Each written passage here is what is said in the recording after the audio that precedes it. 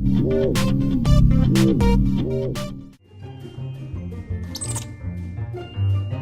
you tired of high-pressure tactics? No, I'm not going to sign that. It's too much. At Community Auto Group, you'll find we have a straightforward approach. If other dealers have made you uncomfortable, give Community a try. You'll enjoy your experience here and find a straightforward deal that's right for you, not high-pressure tactics. Community Auto Group, straightforward deals from the straightforward dealer.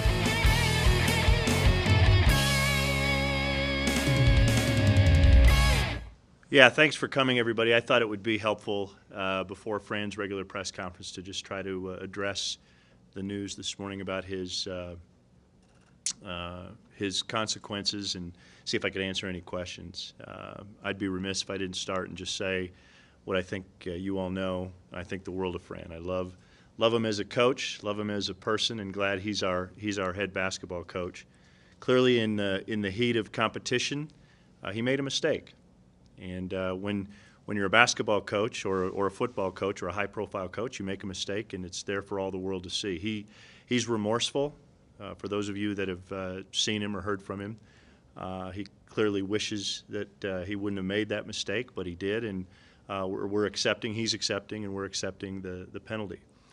The Big Ten, again, I've said this in other settings as well. I love being a part of the Big Ten. It's a conference where, like universities, try to be nationally competitive and yet still try to hang on to our academic traditions. And so I have no issues with the Big Ten's decision and the sanctions. The process, I'm not going to go into detail, but you can imagine I spoke with Fran several times, spoke with members of the Big Ten Conference several times, and at the end of the day yesterday is when I received a phone call indicating that Fran would be suspended for a game, receive a public reprimand, and a $10,000 fine. As you may have read in the fine print, the fine actually comes to the University of Iowa, so we'll pay that fine. Fran and I have already discussed and agreed that he'll make good on that $10,000. We haven't finalized those details yet. We talked, even suggested maybe a contribution to a charity, but we haven't finalized any of that. So again, it was a mistake. Fran is taking full ownership.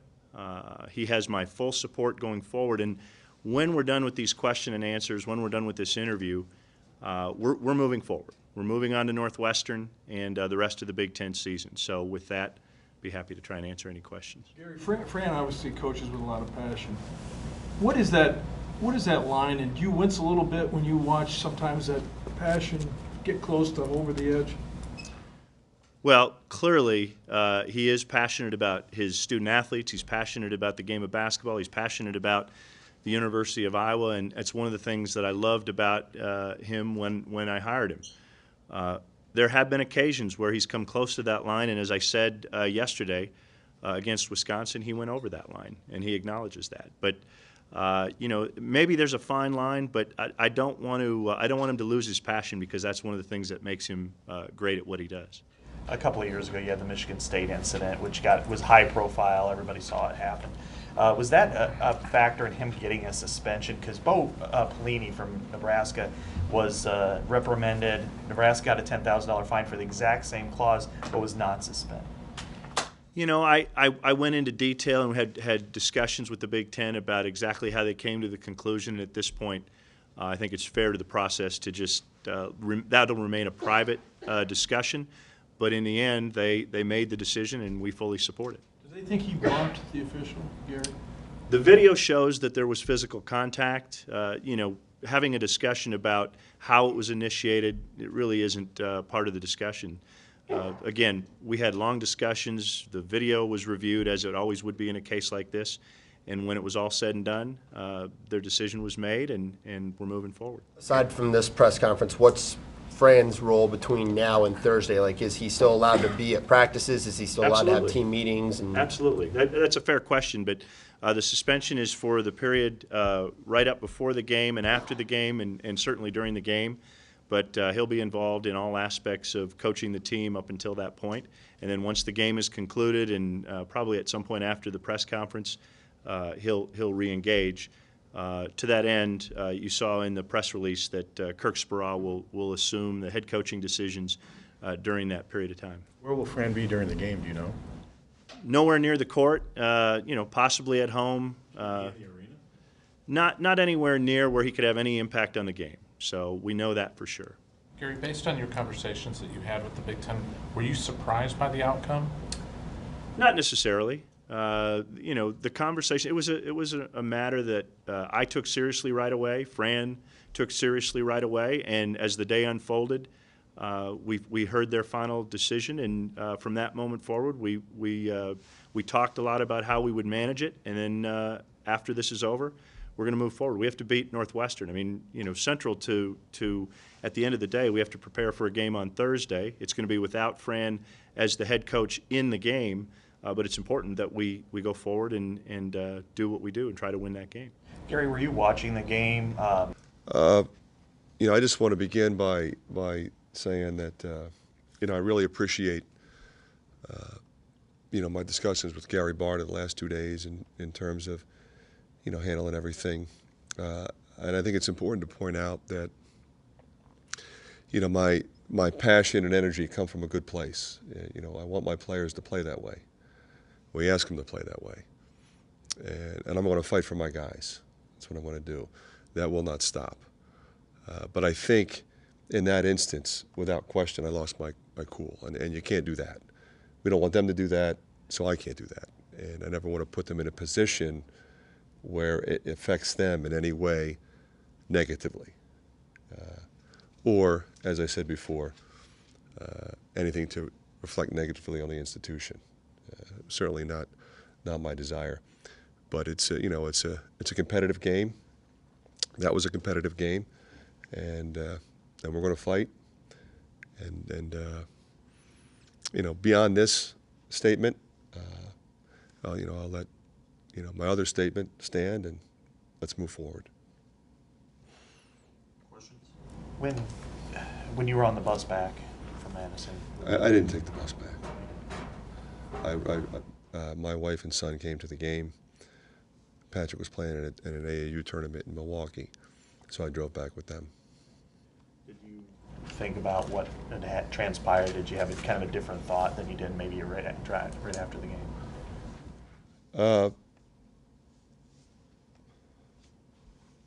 Not really. I think after every game, regardless of what happens, you go through everything. What could I have done differently? What could we have done differently? What do I have to talk to my staff about? What do I have to talk to my point guard about? I got to get so-and-so going. So, from that standpoint, in terms of what you do after the game, it didn't change anything. No. Will you be able to speak before the game, and then will you go home and watch it? What do you want to see out of your team in your absence? Yeah, I can. Be at the shoot around and the pregame meal, and then I'll watch it on TV. So I'll be as involved as I possibly can be with game prep. I've been watching film on them. Kirk is watching it with us. It's Andrew's game, so Andrew's been watching him for quite some time. He's got him. He's watched a ton of tape. Kirk and I started watching tape. Started locking in on these guys yesterday. So we'll collectively put it together and get our team ready to play. Luxury to hand the reins over to a guy who's been a Division I head coach for 17 seasons. Yeah, and I think equally important is how he's respected by the players. I think in regard to that, clearly he has the most experience of being in that first chair. Sherm has been there. Andrew has been there, not at the Division I level. I feel comfortable with any one of those guys, but Kirk has established himself on a national level as being very talented in this profession, and feel very confident that he'll do a terrific job on Thursday. How difficult has this been? Preparing for Northwestern. It's tough going off a loss like that in a game that arguably we should have won. But it's over. We just try to focus on the next game against Northwestern on Thursday night. Talk about. Yeah, I mean, he, through any situation, I think, there's situations he's always had our back. If there's a foul he thinks it should have been called, he's gonna you know, he'll always have our back. That's you know, that's the type of coach he is, and you know, that's what I really like about him. When people, do you see how some people watch though and see him get kind of excited that they think he's a raving lunatic? Do you ever have to correct people and say, you know, he's really not that way? I mean, I always have to correct people because they think, you know, all he does is yell at us, and you know, that's not true at all. I think you know, the perspective is that, you know, every road game we have, that he's you know, a psycho yelling guy, coach that, you know, just likes to throw chairs and stuff like that, and he's not. I mean, he's a great coach. He yells when he needs to, you know, get us going in games, and I mean, that's what I think any coach does. I think in the Big Ten, he just does a little bit more, and you know, in a different way. And I mean, there's nothing, you know, better than a coach that, you know, has your back, and you know, it makes us want to play harder for him. Talk about. I mean, yeah, you know, coach is not going to be there on Thursday. I think this is an opportunity for us to, you know, just get better as a team. We know that, you know, him not there is, you know, it's not going to be a huge problem for us, but because he'll be guiding us through, you know, every game, every practice, you know, every process throughout. So we just got to prepare like he's going to be there. You know, he's going to have us ready for this game, and you know, all of us players are ready to go. I think at this point, you know, coach has done a great job, at least the last 4 years, teaching me the game and letting me know what he wants from me. And, you know, everybody in the team pretty much, you know, knows what he expects and how we play. And we've been working together since August, or, you know, really since forever on everything. So, you know, he's going to be at practices. He's going to be preparing with us. And I think, you know, we know what our job is, and we just have to execute it. Just talk about the exact same thing. Prep for Northwestern, just like we always do. You know, I think our coaching staff's one of the best in the country at prepping for games, and there's gonna be no reason that we won't prep the exact same way that we've prepped every other game, every other week, and looking forward to Thursday. Yeah, we're just gonna you know, regroup and prep just like any other game, and you know, we'll be ready to play for Coach Sproul. You know, Coach Fran will be here all week to, you know, go over the game plan, get us ready for the game, and then just be a different voice in the huddle, but we'll be ready to go, and we'll all be together for it. I know.